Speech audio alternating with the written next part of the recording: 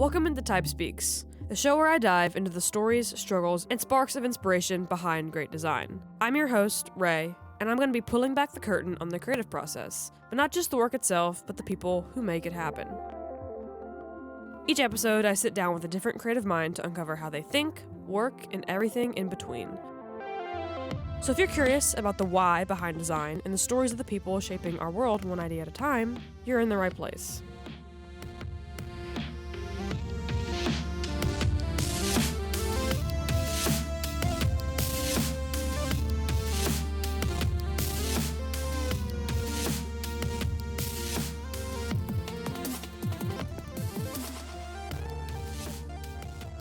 Welcome back to Type Speaks. This is a new semester, but not a new season. And I'm joined once again with the wonderful Meguey Baker. Hey, thank you for having me back. Of course, I'm always happy to have you back. I was excited to hear you were coming back to Auburn so we could be in person again. Yeah. And now we have fancy, better equipment and lights. Yeah, it's very sparkly in here. Very fun. Now, to people who maybe didn't listen to the other episodes, Should. You should. I mean, Like all of them. Not just mine, all of them. Thank you. Find them, listen to them. You can listen to them on every major podcasting platform, and some of them are on YouTube, not all of them, because it's hard work. You know? But every podcasting platform. Sure. Not every, but probably one out there I don't know about yet. Okay. That's really okay. Yeah. But can you give an explanation of who you are to someone? Oh, goodness. Okay. My initial impulse in that is to give just completely different ways of who I am and what I am. But to be gracious, I'm Meguey Baker. I am a tabletop role-playing game designer, and I'm also a textile conservation specialist. I've worked in museums for 16 years. I've been publishing role-playing games with my husband, Vincent Baker, for 25 years, a little more or less. Those are like the main things that I think are relevant for this conversation. Yeah. There's other hats. They come out sometimes, Yeah, but a lot of hats. yeah, so many hats.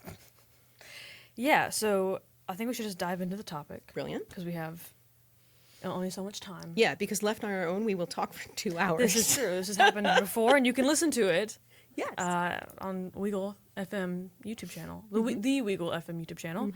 So the topic I've been thinking about recently is community gaming and designing those experiences, but particularly in times of turmoil. Because I feel we've talked about it before and maybe kind of pandered off into other topics, but I think when places or communities are kind of in distress or just stress, but both happen at the same time. Totally.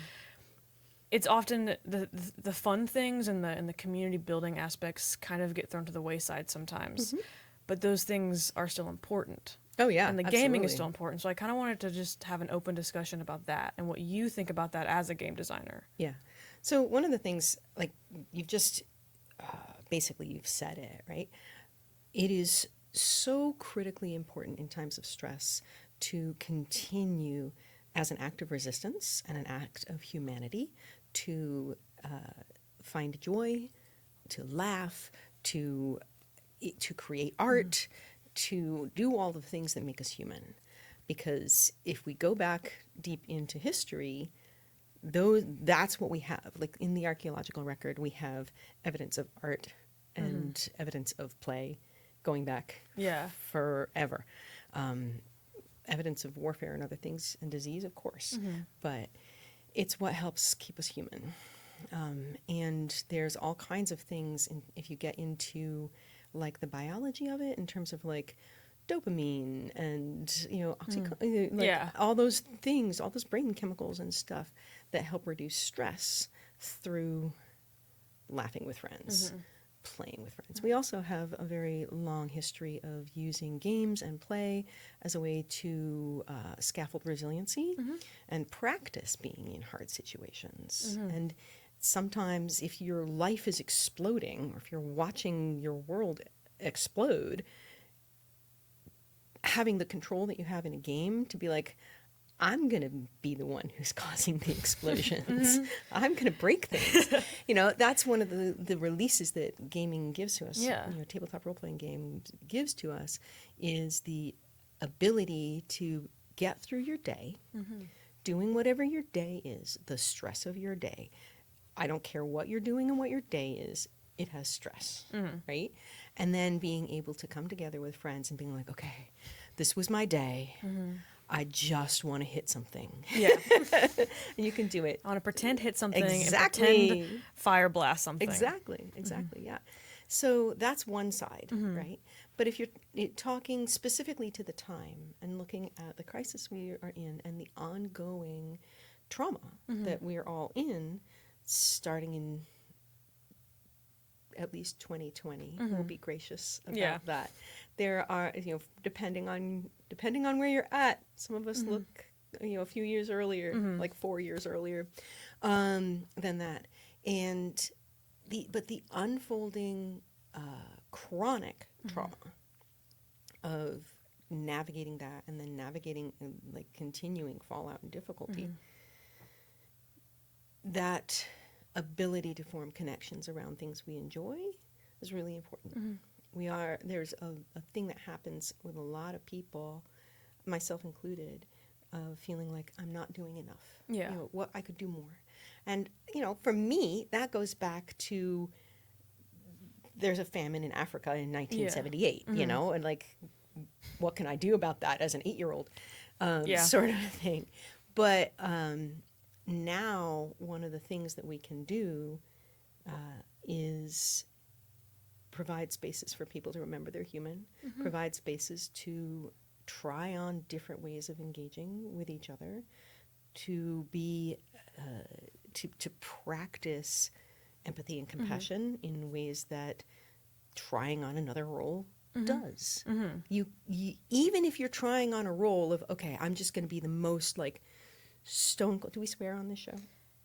Not. You can say, and it's a nice swear word. Okay. I can be the most stone cold badass person ever. And I'm just here to hit things and like I have no emotion. But you're still trying on what that feels like. And there are times when externalizing that a bit allows you to be more compassionate in your waking life, in your regular non-gaming life, because you've had this other experience.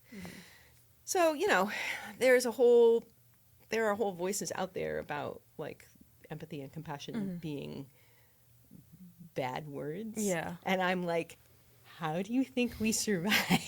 Like, you know, we get here because of empathy and compassion and you're like paying, and like even if you want to go to sort of benevolent self-interest, right? The benevolent self-interest we have of trying to find a way to help be part of the collective so that, you know, I want to help be part of the collective group so that the collective group doesn't decide to push me out and leave me for the Jaguars. Yeah. You're right? Like, we have a benevolent self-interest in being a healthy member of our community. So these are all pieces of the puzzle. Yeah. And then building community around that, finding ways to connect, finding ways to be like, all right, let's play online so that nobody has to go endanger themselves. One of the most interesting things, of course, I was in high school during 2020, during the pandemic. And that's when I first started playing role-playing games. And of course, that was just D&D, because that was what I knew. That I thought that was the only thing out there. How naive I was. It's okay. Everybody's got to come in somewhere. But there was, I feel like, this explosion of community, like groups of friends playing games. And that's also, I'm also grouping in video games as well. Yeah, absolutely. And like the games that you play with your friends, like multiplayer, but like these games are built for that. It's not just like, oh, we're playing like COD. It's like, oh, this is a game for friends. And then we also have a lot of people getting into role-playing games, tabletop role-playing games, but also other like types of role-playing games. And I at least kind of came to the conclusion that it was because there was this yearning for community that I feel like was building for a long time with the invention of the internet, and like we think we're connected but we're kind of not in a lot of ways. That really came to like full fruition during the pandemic, where it was like, oh, like there is no one around me, Right. and like, being online isn't giving me what I need. Yeah. Yeah. Yeah. Yeah. So, but I feel like that built a lot of communities even stronger Mm-hmm. during that time. Mm-hmm. You know. I agree. I absolutely agree. I think that there's, we don't realize what we have till it's gone kind of thing that happened for a lot of people when suddenly, they sort of thought they were part of a community and they thought they were like, I just don't really want to be around people. And then it was shut down. And you were like, oh God, where are my people? And that sense of being able to find other people, because we really do, we're a herd mammal. Yeah. We like to be in groups. And even if you're someone who really thrives on having alone time and like being self-sufficient and content in oneself, which is great, you still, we have a need. There's a reason why isolation is a punishment and something we do horribly. Yes. Separate someone from their community. And so that thing of that the online provides in terms of finding each other, finding people, like we see this all over, if you're like, I don't know, you're vinyl record hobbyists and you find each other and talk about that, or you're role playing, or you're photography, or you like really into lighting and studio design, all these things, the internet provides a way to connect around that. And then there's the leap to, does that satisfy that sense of community? Or is that, does it stay in a kind of parallel place? Because, I think parallel play is a very useful thing for any age, like, oh. I use it that's how I got through college. Absolutely. And it gets denigrated and it gets put in this place of, ADHD or whatever. Thing like, oh, you need to have somebody around to stabilize you, but that's just more crap. Yeah. Everything is a spectrum, et cetera, et cetera. We'll give the appropriate caveats, but we tend to want to do what the people around us are doing, especially if we care about them and we have some like emotional connection. Yeah. So if I'm in the house and everybody else is sitting around playing games on their phone, I'm going to sit around playing games on my phone. Yeah. If everyone else in the house is playing Minecraft, I'm going to really want to play Minecraft. If everybody else is going for a walk, of course I'm going to go for a walk. Yeah. So it's that thing where it's not, if more cleaning happens if we're all like, hey, you know what? Let's all spend 15 minutes cleaning. It's not mysterious. It's not something that anybody should be like, feel weird about. We just like to be doing things collectively. Yeah. If we look back historically, that's how all of life happens, because you have to tend the fields, you have to harvest, you have to plant, you have to harvest, you have to deal with the livestock, you have to deal with all these things. Everything takes lots and lots of hands. Yeah. And why not find things to do to entertain yourself while you're doing this tedious, repetitive chore? And that's where you have games that come in. And that's where you have earliest role-playing games, I think, even though I don't have the proof of it yet. But I do know that Louisa May Alcott writes in Little Women about, very early in the book, she and her sisters are doing piecework for money. Yeah. It's not referenced in the book, but that is what she's writing about, where they're all hemming sheets for piecework, which would be sent out as blanks, and then they'd sew them and send back. And she makes up this game where each side is a continent. And the girls tell stories with each other, which we only get this like 2 little lines about how they deal with the tedium of that work, which they must do. Yeah. How do they get through it? They're like, okay, I'm sewing through Africa. Yeah. And then they play this game. So we have these little tantalizing bits that we know are evidence of past role-playing games, or something that was proto-role-playing, that really underlies your question about community and connection and the point these serves. Because to Little Women again, it's during the Civil War. Their father is away. He might be dead. Yeah. They might not get news of that for weeks. Yeah. But they have to do the day-to-day tasks, and they're using these other skills and these imaginative skills to get through it. That went a lot of places. Yeah, I think it got to the point. I also, you mentioned earlier, and I wanted to kind of follow back to that, where like with role playing games, you get to put on a lot of hats, like different things that you would never get to experience in real life, whether that be magic and dragons or just like being mean.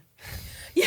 Like, I mean that genuinely. Like, I agree. I think a lot of people act out things that maybe they wouldn't want to explore, and maybe you don't want to explore being mean in real life, but in general, like playing out different archetypes of people that they're too afraid to do to their day to day. And I don't know if that helps build self-confidence, but I probably does. I think it absolutely does. I think that practicing any kind of communication helps build more communication. And if you know, there's also the whole thing of like fake it till you make it, you know, and if you practice confidence, you will gain confidence. If you practice like good communication skills, you get better at them. Yeah. So it's very clear, and I think the science backs this up. If you look at the use of role-playing games for scaffolding those skills in elementary school and middle school of practicing social interaction. Because one of the things it does is it provides a remove, right? If I feel awkward and uncomfortable and unsure of myself, but my character is fearless, I can practice being fearless. I can pretend that I'm fearless. If I feel as though I have no voice, but my character can be someone who is not only trying to have a voice for themselves, but is trying to save the world, right? It allows me to scaffold some of that within myself. That's amazing.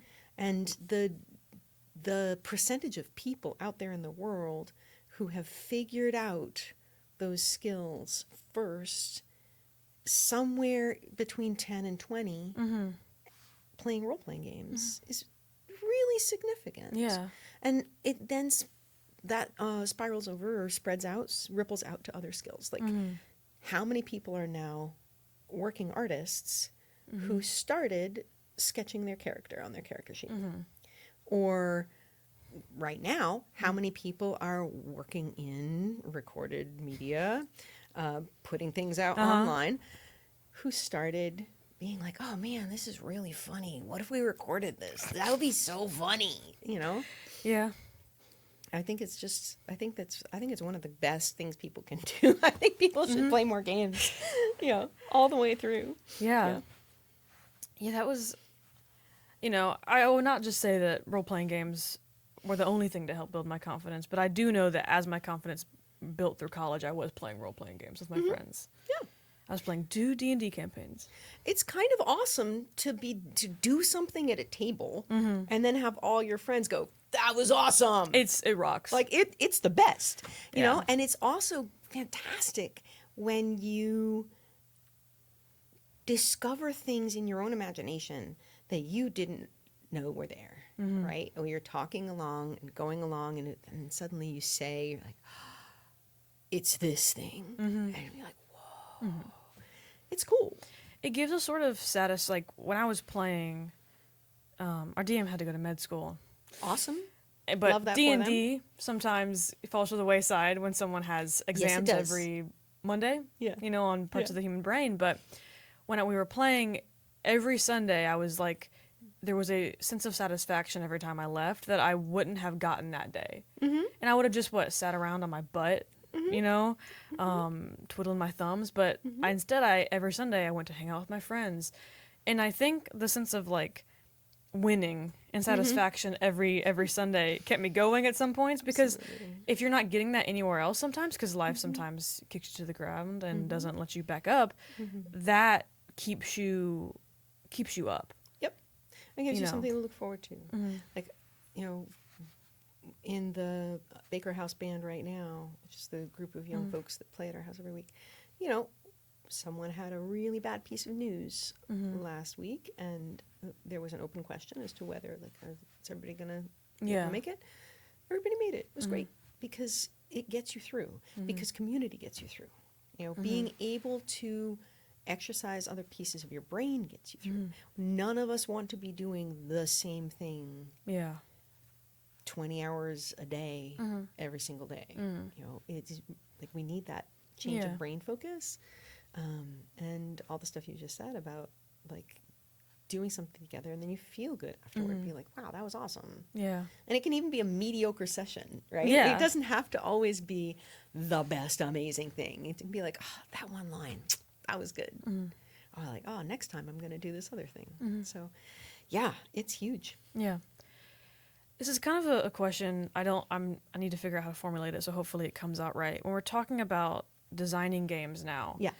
like these things used to come about quite naturally, you know, or they still do, like children playing games together, Yeah. pretending to be Dinosaurs. or I remember playing Cops and Robbers, or superheroes, because I used to consume a lot of comic books, and I would have all the powers. I was that kid. Time control is the only thing I need. Everything else is okay, but please give me time control. I always go for teleportation. I feel like that would speed up my life a very lot. zippy. But how do you go about like designing experiences that give the same almost outcome that come about naturally? I don't know if that makes any sense. I think it does, because when we play games as children, we start out with a very sort of shared space, and we have to negotiate every bit, right? But we are not yet in a place where we want rules and constraints on that, because we're forming them for ourselves, because we're also in that age, and I'm thinking here of like 3 to 7. Yeah. Right? Little kids. I'm saying right a lot. Sorry about that. Okay, it's okay. When we're in that really early stage, there's magical thoughts still going on. We're creating a reality in a way. We can convince ourselves and each other, like, no, don't open that box. There's pure evil in that box, right? Because we can convince ourselves. Then we go through beginning to lose our teeth, and our brains change, and we go into this very like good, bad, black, white. You know, there's absolutes, and we need rules, because that's when suddenly, you know, in Cops and Robbers, like, oh, I got you. No, you didn't. Nuh-uh. You know, and then you have to bring in something that proves that you did or didn't. Like, now do we have boffer swords? Yeah. Do we have little suction dart guns? Do we have Nerf guns? How do we know that you got me or not? Yeah. And then there's a whole question of, if we don't have those, what do we do? That's where the need for rules comes in. Then we go through brain change again, when we go through adolescence, and we can start to understand nuance and shades of gray again. But we don't often update the rules in a way. You know, there's a harder thing. We want more complexity. Yeah. And then you have Dungeons and Dragons and other role-playing games. Yeah. Like, how do I do this? How do I negotiate a situation? How do I be diplomatic in a tense scene? How do I be sneaky? How do I reveal a mystery? Like all these different things. And that is a harder, longer process. So we wind up creating the rules we need, and then needing to get back to the place where we can just play games. Yeah. And be like, oh, I don't really need as much of these rules. I need to understand the framework. And so that's where, as a designer, I'm looking at the framework. Yeah. I'm looking at, okay, if you want to play post-apocalyptic badasses doing amazing things, and sometimes it goes catastrophically wrong, here's what here's the sort of technological, that's not the word that I need. It's mechanical? Not mechanical. It's the technical writing of how to do the thing. Like, okay, so this is it, right? Apocalypse The book. World. Wow, beautiful. Thank you. You can get that on. You can Patreon? order this from me. This is second edition. We just kickstarted third edition. Third edition. That was the Patreon. And so that was the Kickstarter that just came out. But Apocalypse World, right? That's what it is. You get to be exactly what I said. Yeah. Post-apocalyptic. This is the technical manual where I'm like, okay, if you want to tell stories like this is the book for you. If you want to tell stories where you are just playing little sweet, games with anybody. Yeah. Like your 4-year-old niece or your grandfather or your, friend from another place who doesn't really play role-playing games. I've got 8 little games here for you. Because Yeah. it's the thing that role-playing games now, there's so many and they're so different that you really need to think of each one as being sort of the framework for that kind of stories. Yeah. You can't, it's so, okay, right? If you, to use a sports analogy, right? Which I think works here. We like sports sportsy, here. right? If you try to play football with a basketball, you're not playing football or basketball. You're playing a third Yeah, new thing. right, which is great. Maybe that's fun. Someone should try it. But you can't use all sports equipment to play all sports in the same way that you can't use all role-playing games to play all role-playing games. Each one is designed to do the thing. The Olympics are going on, right? Ice skating, speed skating, looks like that, does that. Triathlon does that. So that's like my simple call up, like, hey, system does matter. And when you're designing games, you're thinking about all these things. You're thinking about the physical object in terms of like font and size, layout, and all those things, and how wide the margins are, and what's the paper weight, and all those things we talked about before. You're thinking about the word choice, because there has to be a voice for each game. Yeah. How am I conveying this to the best of my ability? You're thinking about the rules and the mechanics and everything. Like, what is the shape of the space I'm trying to create? And it's a space that you have to fill. Like, if we look at this room creates a certain space. You define a certain space here by what's in it, by what's on the wall, by the lighting, et cetera, et cetera, et cetera. If we went to a different room on campus that was this same exact footprint, it would be a different space because it was designed differently. Yeah. That's what the same, I think. Yeah, I might have asked this before, so apologies if anyone's double listening and hearing this.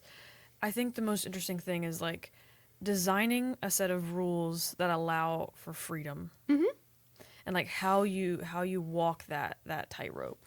Yeah, sure. That's a really great question.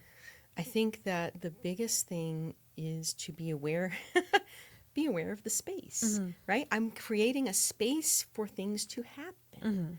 I'm not trying to fill in the whole space. Yeah. If I come to a role-playing game, if I'm trying to design a game and I realize that I want to be in control of everything the characters do, I should go write a short story or a novel or a poem or something else, because I need to be writing the technical manual for the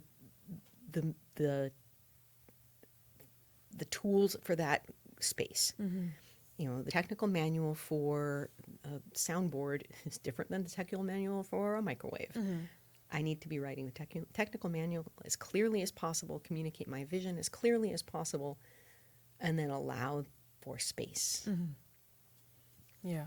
It's a tightrope. Yeah. And I think part of it is just being aware of the tightrope. And if you're aware of the tightrope, then you're going to do a better job at navigating that tightrope and making the decisions you need to make, so that when you realize you are filling in too much space, you back out of it. And when you realize, oh, there's a giant gap here, you fill it in. Yeah. And that's why you need other people to read your drafts, and that's why you need to do rigorous play testing and things like that to find out. There's also like that awareness of the three-sided triangle of the words you're designing, the technical document you're designing, and the experience you're hoping to create a framework for. If you may not know that one of those pieces is missing until further down the road.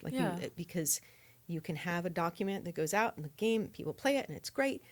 And then if you haven't tested it for the technical writing, there's going to be a point where you're like, wait a minute, you didn't actually write down this rule. Yeah. There is no rule here. I don't know what to do. And if you're not sitting here running your game for me, that's a big thing. Like, have other people play Yeah. your games. Other people run your Yeah. games. I think that's a lot of the pitfalls of games people don't want to play is like the rules just don't make sense or they're just kind of like this is clunky. This is not a natural feeling experience. Like, there are games that have pretty strict rules or are kind of harder that are fun to play. Sure. And you're playing and you're like, this makes sense. I'm thinking about Call of Cthulhu. It's probably not the hardest one out there, but So it's fine. it's stricter than like what I am used to playing. Yeah. But I still enjoy that experience because it all makes sense to me as a player. Right. But some other games don't have that almost natural playing ability. And kind of how do you find, like, when you're writing, because I know there's playtesting Sure. that will help find those things. That I think every store, everything you make will have, kinks and hiccups. I almost said hitch-ups, but That works. I think it works. It does. How do you, like, when you're thinking about a game, are you actively thinking about like those kind of the natural play of the game? Yeah, and like where it's going to break down? Yes. Absolutely. Absolutely. Yeah. So in my game design, Vincent and I wind up doing game design where we play test early, like really early, from like, oh, I think maybe this. Let's run through this move real quick. Outside of what people might think of like a whole play test session. Yeah. Like we'll play test, like, okay, let's just roll these dice 5 times and see. Yeah. Or whatever. Or any part of a little piece, because we want to hit all of those places where the gears grind really quickly. Yes, it's please God. And then when a game breaks down somewhere, we want to know, right? And be like, what do we adjust here? We have games that, our game In a Wicked Age, which is very sort of Babylonian, Mesopotamian reincarnation storytelling thing. It's great. I love it. But it had been out for a couple years and we're like, it keeps hitting this hitch. Yeah. So now it's not in print because maybe we'll get back and try to figure out what's hitching up there because it keeps catching in a way that is not satisfying. So yeah, that is definitely part of the design work is thinking about where is it going to break down, who is it going to break down for, is this going to break down for everybody, or is this going to break down some places? And one of the things that you alluded to just now is that like some texts are hard to get into, right? Like some things are just, it's heavy. This is a thing that we have seen develop in the past 40 years, maybe a little longer, we'll call since the beginning, that you also have to realize when you're writing a manual for, like, I love that. The Italian community, they are referred to as game manuals. And I love that because that's what it is. It's a manual for how to do a thing. And they have come more and more into a place where this is also something you read. It has to be pleasant to read. It has to welcome the reader in. It has to orient the reader to the text and how to move through the text in a way that they can find what they need. And that like goes right to your podcast title of like talking about, the sense of what is the style of the book? What is the format? What is how do you find things? Do you have an index? Do you have a table of contents? Because I have seen many role-playing games that have neither. I'm like, how, if I don't memorize this, how do I know? Yeah. I've had pitfalls where I've been interested in a story, but it just, you read through it and you're like, this is a lot.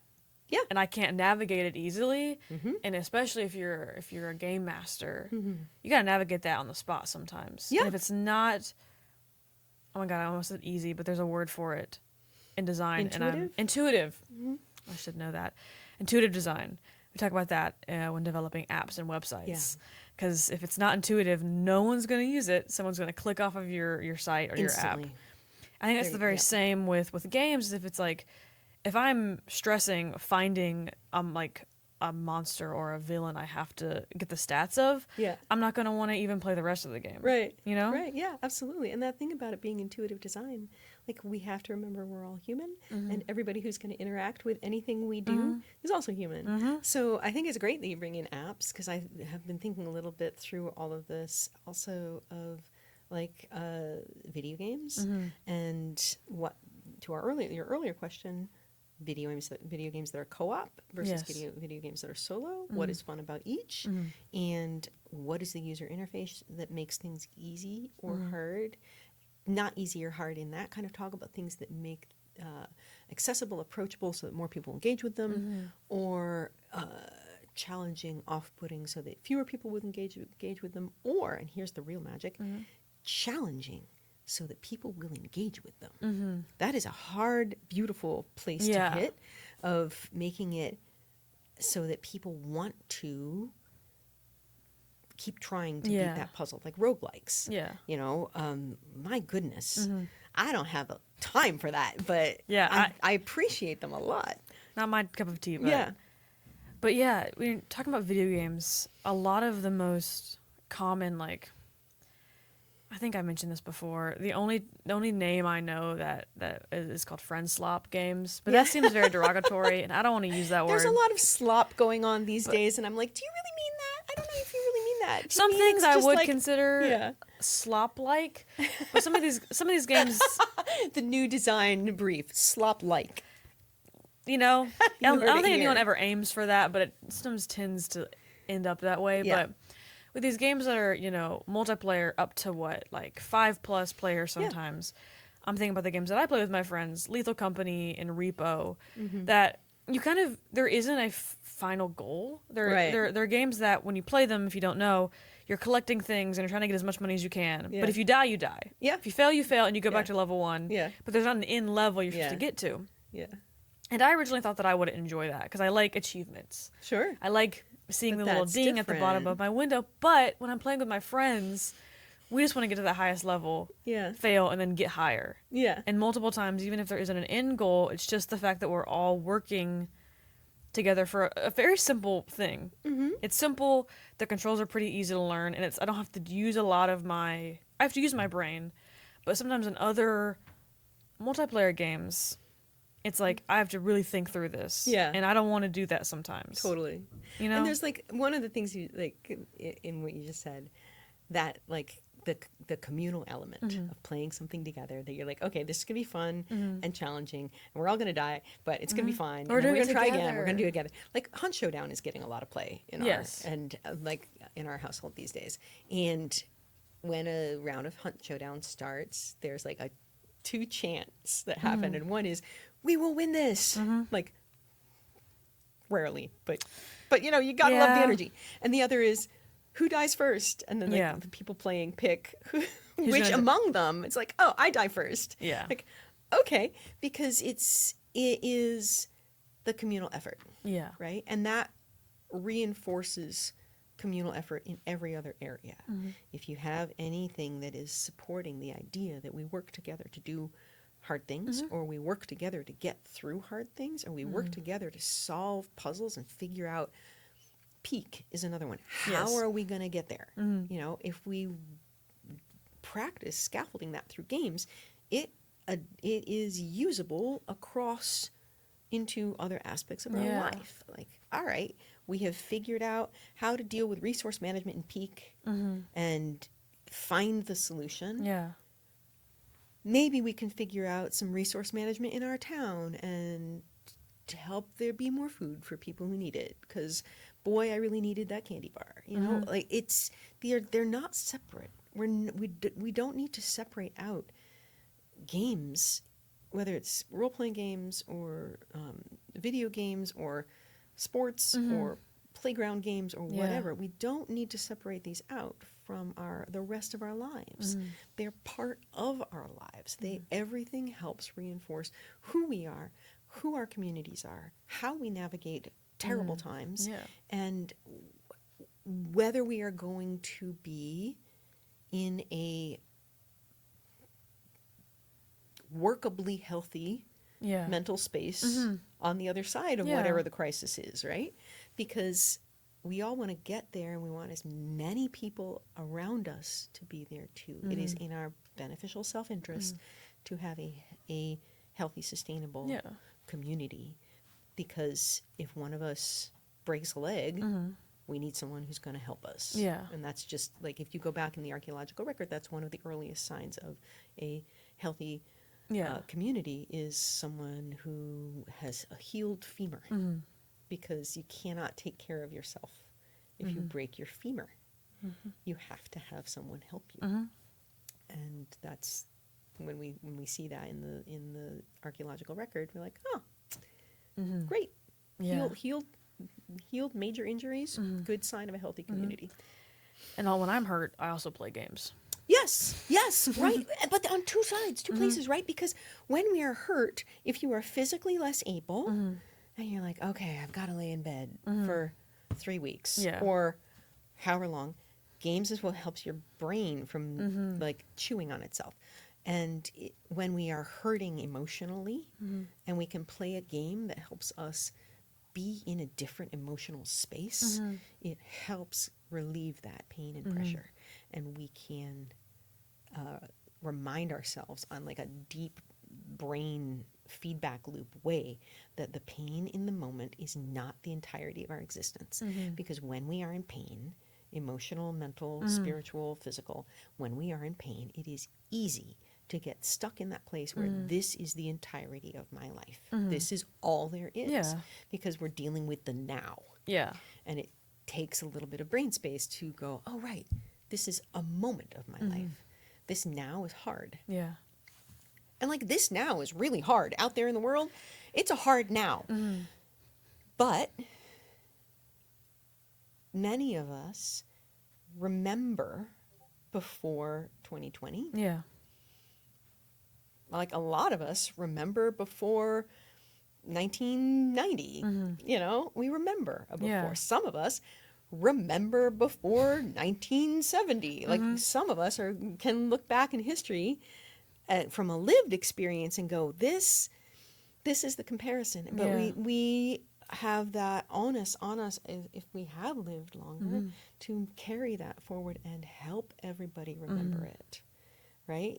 Yeah. You were born in 2004. Oh, four, baby. Yeah. So I'm about to be 55. I have an ethical obligation to remember for you and your entire cadre what it was like in the 90s or the 80s or the 70s. I have an obligation, even though like I was a little tiny child in the civil rights era. Like, I was 18 months old when Roe v. Wade was passed. I have to remember that for you, because it's been taken away. But I have to remember that it got there, that we did that. I have to remember 2015 passing the right to marry. I have to remember that for you because of the need to have a broader community than your own experience. Yeah. And that is part of what games do, and it builds on that. Like, if I play a whole bunch of different games, I have a whole bunch of different experience. Yeah. If I have a whole bunch of different experiences in my lived experience as a person, I can bring that to my games, and I can bring that to my game design. And so I feel like these wonderful questions about games and community and games as agency of community, it's so intermeshed for me that I feel like we're examining different facets of it. It's really nice. Yeah, I had a question. Oh my goodness. And then it fell.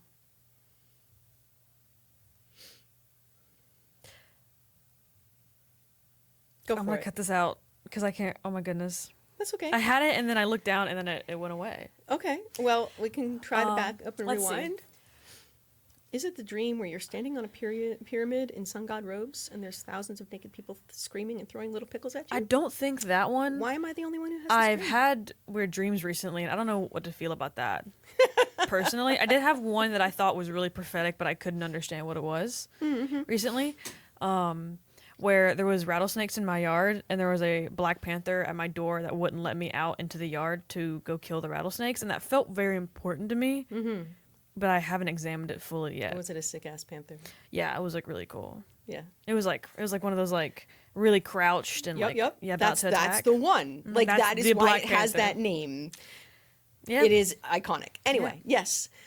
How's your question going? Get your question I back? don't know if that even helped me explaining my dreams, but I think I can find another question though. Good. But I think actually with dreams, Yeah. I think games can allow people to experience dreams coming to fruition Yes. in a way that sometimes life doesn't let us. Yes. Absolutely. Because when like the boot's on our neck and we can't feel like we can't do anything, Yeah. like we're just in a job or in school or so many different things, we feel like we can't accomplish Yeah.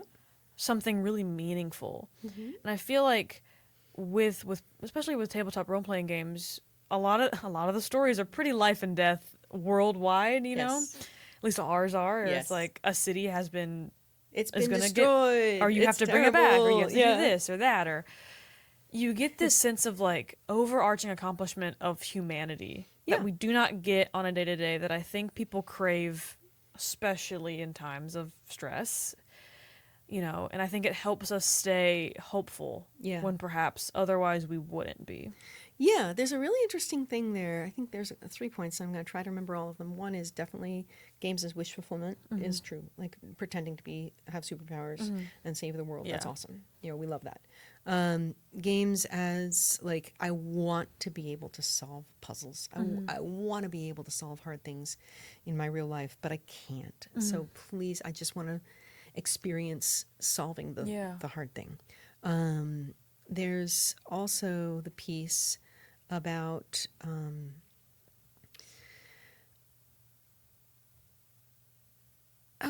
my turn fell out. I had a third thing. It just goes. You look down and it goes away. No, it does. So like the piece of having a dream of saving the world.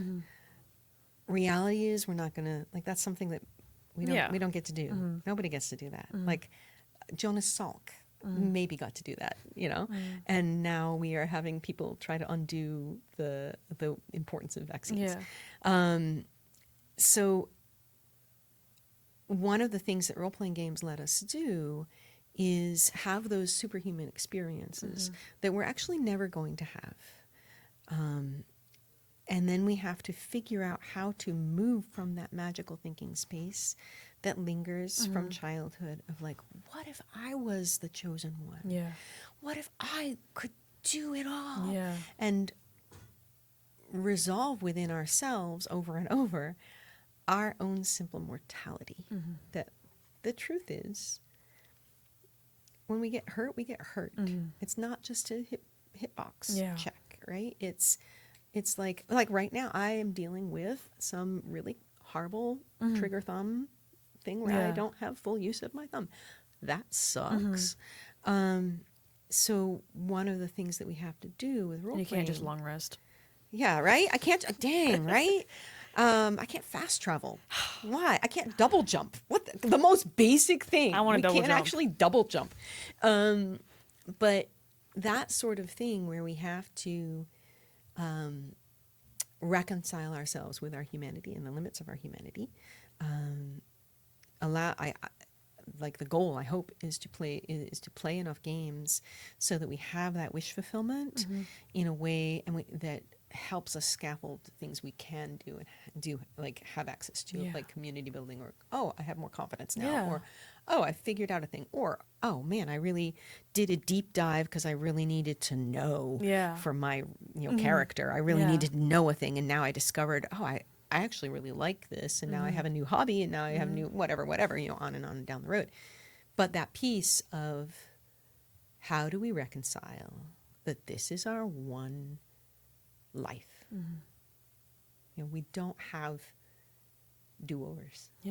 How do we reconcile that in role-playing games? How do we reconcile that in our world? And like modeling, practicing what we want to do with our lives and thinking about role-playing games is amazing. And there's a piece there that's important, which is we don't have to do everything. I feel like from my lifetime in role-playing games, but also in other media, movies, books, especially, and role-playing games, but also like video games, the consistent narrative, especially for teenagers, of you're the one who's going to save the world. Mm-hmm. I feel like this is, on some ways, a desperate plea from older generations of like, please, will you save the world? Because we have screwed up. But, you know, then you go through my generation where we lost so many people in AIDS. Yeah. We lost an entire, you know, whatever. There's a whole bunch of missing people in that. That the idea that we have to save the world can itself become really a huge pressure. Yeah. And I think now when we're looking around in the actual world and seeing people suffering, seeing pain, seeing atrocity, seeing, if you look around the world, it is some hard times. My hope is that role-playing games can also help us remember that if we are making positive investments in our tiny communities, if we make a space where people feel safe, if we make a space where like, oh, you can come to our house and you know you're going to get fed, you know, come on over. We're going to not judge you for being a goofy little freak. Yeah. You know, we're going to be like, yes, please can all the goofy little freaks come over and be their goofy little freak selves. That's huge. That's powerful. Yeah. And it reminds us, I think, that we have to go back and forth in the lens of like being a role-playing character with incredible whatever role-playing is, and then remembering you're also human. And it's just like all the stuff that you said about leaving your group after a game, that too is valuable. That's the important work. To be like, you know what? If we've made the day easier, if we as people, not me as a game designer, not me as like we for Vincent and I, but if we individually as people have made the day easier for someone around us, that is part of the work. We don't all have to be doing all the superhero work. We need to also, like if you're on the front lines at something intense, you have to also know that there's so many people in the background. There are people who are like, oh, I can't do that, but I'll have a pot of soup when you get home and you're cold from being out there doing the thing. Yeah. And I think that is a way to think about role-playing games and community where maybe the role-playing that you do is the front lines part. And then when you come back to your other self, you're like, oh, and also we did this little behind the scenes where we all feel a little more able to go into our week. Yeah. And we have something to look forward to through hard moments in our week. And we have a Discord where during the week you're like, oh, check out this goofy thing. You're like, man, we're totally beat. You want to just play Jackbox in character? Yeah. Yeah. You know, we have all these things. Yeah. That's exactly what I wanted to hear. Awesome. Glad to deliver. But thank you so much for coming so back welcome. and being on this again. Yeah. Thank you. If you're listening, I'm pointing at the camera. Thank you so much. Thank you for listening. This has you been... should go listen to all of them, Aw, even the thank ones you. without me. This is Type Speaks, of course. Undetermined episode number, but we'll figure it out after this. Awesome. But again, thank you so much for being here. Hey, thanks for listening to Type Speaks. Hope you had a good time, because I sure did. But unfortunately, the episode is over. But don't worry, you can check us out in other places. Be sure to follow the show to listen to every new episode, or listen back to some old ones. Check us out on Instagram at TypeSpeaksPod. And remember, always keep creating and always stay curious. I'll see you next time. I've been Rae.